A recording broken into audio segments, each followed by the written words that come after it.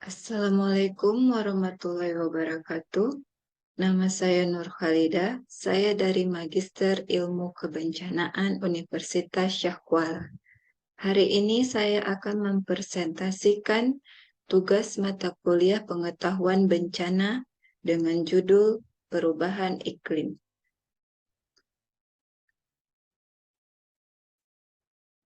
Perubahan iklim dapat diartikan sebagai perubahan signifikan dari iklim, suhu udara, dan curah hujan dalam periode waktu dasawarsa hingga jutaan tahun. Proses perubahan iklim terbagi menjadi dua, yaitu pemanasan global dan meningkatnya emisi gas rumah kaca. Untuk pemanasan global terjadi akibat konsentrasi gas rumah kaca seperti karbon dioksida, metana, dan nitrogen meningkat pada lapisan atmosfer bumi, sehingga gas karbon dioksida tidak dapat menembus lapisan atmosfer bumi dan terperangkap di bawah lapisan atmosfer bumi, sehingga bumi mengalami kenaikan suhu.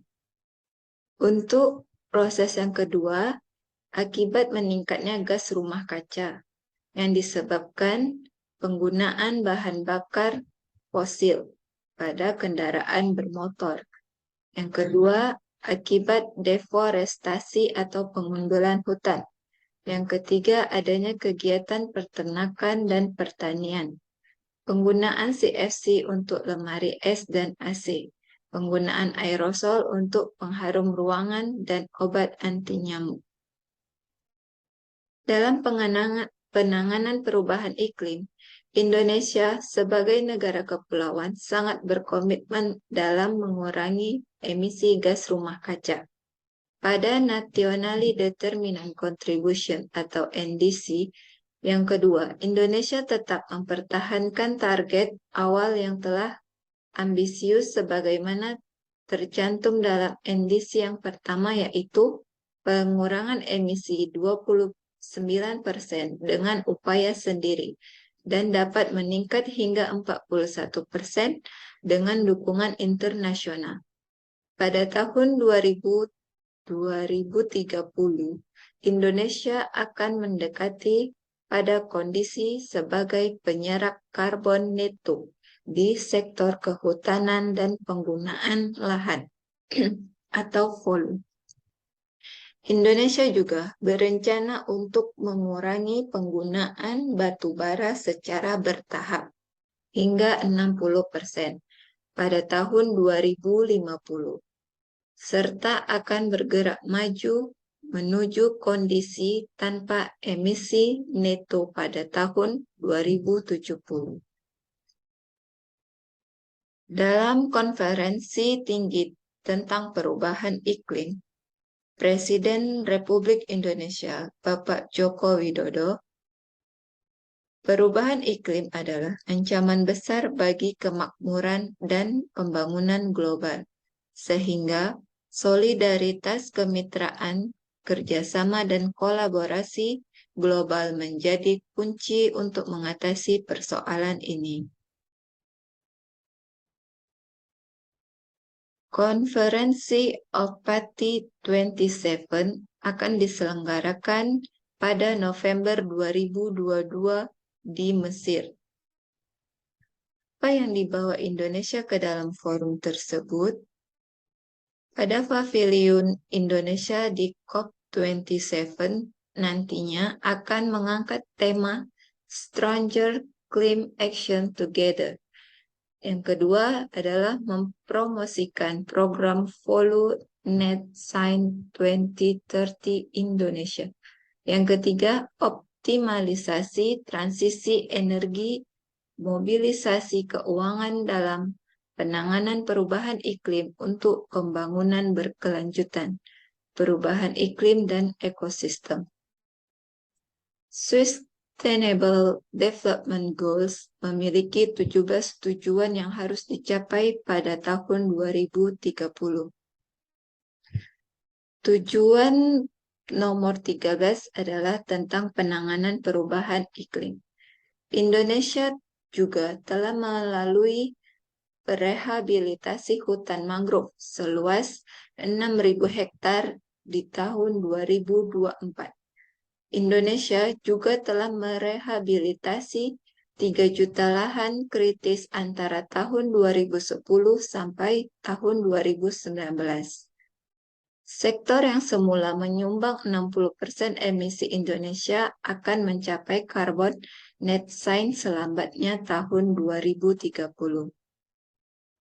Di sektor energi, Indonesia terus melangkah maju dengan pengembangan ekosistem mobil listrik, pembangunan pembangkit listrik tenaga surya terbesar di Asia Tenggara, pemanfaatan energi baru terbarukan termasuk biofuel, pembangunan industri berbasis clean energy termasuk pembangunan kawasan industri hijau terbesar di dunia di Kalimantan Utara.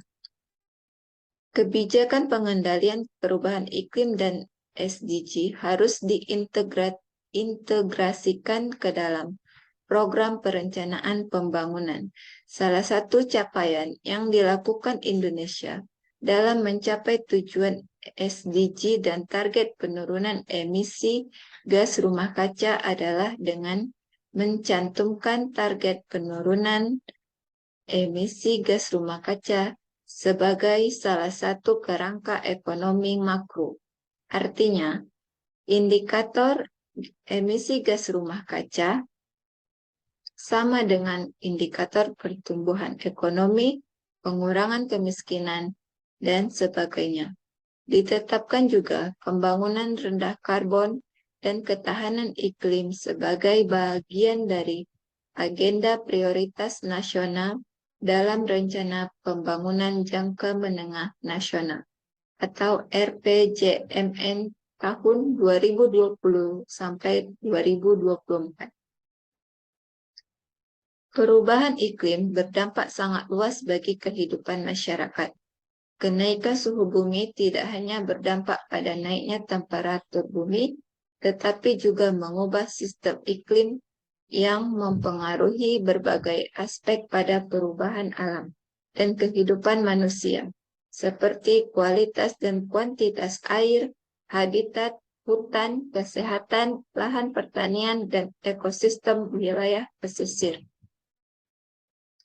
Badan Penanggulangan Bencana Indonesia mencatat sebaran kejadian bencana alam tertanggal 1 Januari sampai 5 September 2002, total bencana yang terjadi di Indonesia mencapai 2.398 kejadian, di mana salah satu penyebab kejadian bencana adalah faktor perubahan iklim.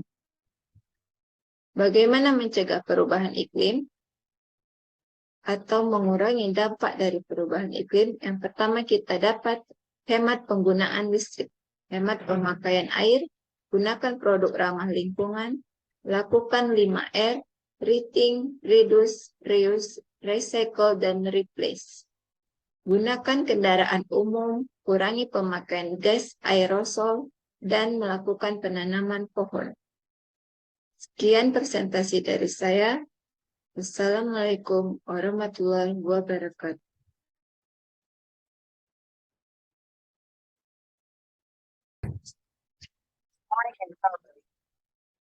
Di sini ada video ilustrasi bagaimana terjadinya perubahan iklim.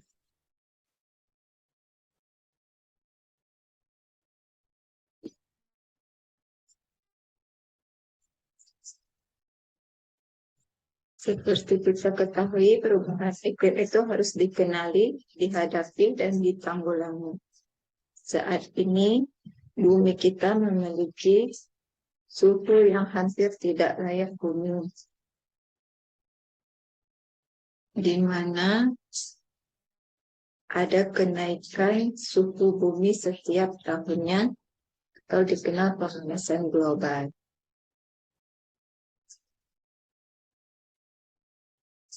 Perubahan iklim dalam jangka panjang dapat merubah pola cuaca di bumi.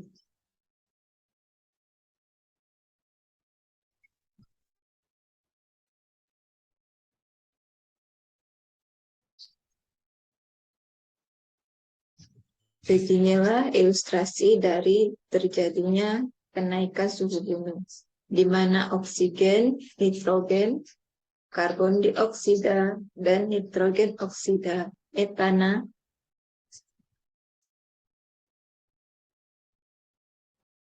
tidak dapat menembus lapisan atmosfer bumi dan kembali terperangkap di dalam bawah lapisan atmosfer bumi.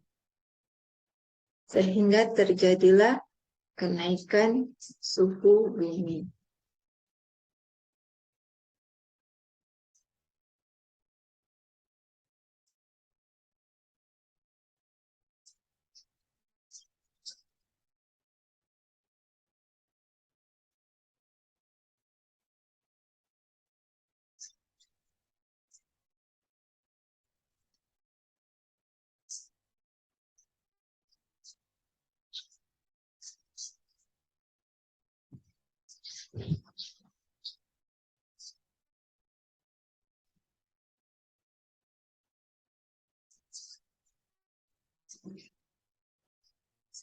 Berikut emisi gas rumah kaca yang dihasilkan dari bahan bakar fosil.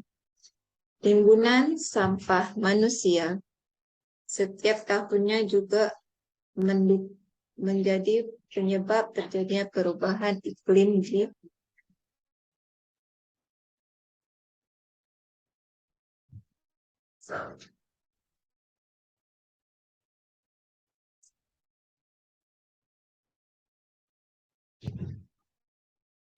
fungsi hutan adalah menyerap karbon dioksida. Namun, manusia melakukan hal sebaliknya dengan menebang hutan sehingga karbon dioksida tidak mampu diserap oleh tumbuhan. Akibatnya bencana alam terjadi dan manusia juga yang merasakannya. Ketika terjadi perubahan iklim, maka siklus kehidupan juga akan berubah, di mana lautan yang menyerap CO2 juga terjadi kerusakan. Berikut contoh bencana yang terjadi.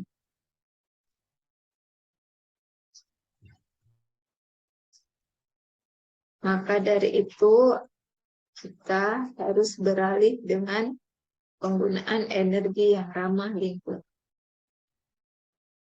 Seperti kendaraan.